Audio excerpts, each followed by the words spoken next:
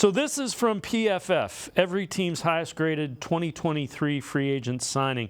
For the Browns, Shelby Harris, defensive tackle, ninth-year pro, produced when rushing the passer and stuffing the run, generating 23 quarterback pressures, 9 tackles for loss, or no gain on runs, latter ranking second among the Browns' defensive line behind only Myles Garrett. Fred, I know you wrote an article as well about the Browns' defensive tackle breakdown and looking ahead. Was Tomlinson worth it? I know it was something you addressed. And then go into what you saw from Harris as well in that article. Yeah, I don't know. It's hard to say, beauty's in the eye of the beholder on Tomlinson. I mean, he was the highest paid guy, $57 million. You look at his stats, weren't eye-popping.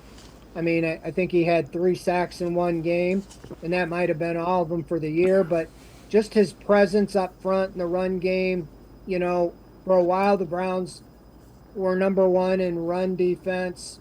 They were number 1 overall in defense statistically. And I think he played a big part in that. And so for the Browns, I think that was worth the move. I think that Harris was probably the second best defensive tackle, and he would be well worth bringing back.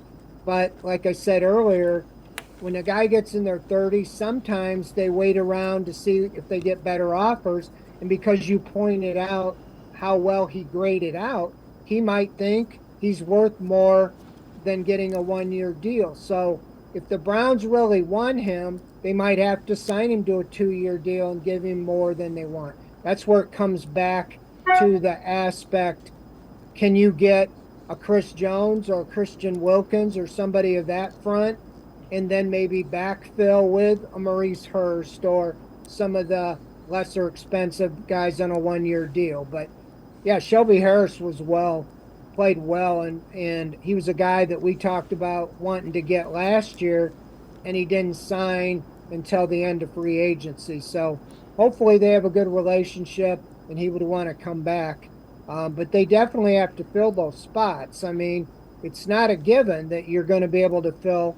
You're missing 3 starters or 2 starters or 3 guys in your rotation on the defensive line as we speak right now. So they have to fill them, and we'll see how aggressive they go after other guys to get an idea if they know they're going to be able to bring back some of the guys like Hurst and Harris and that. So, yeah, I think there's some to choose from.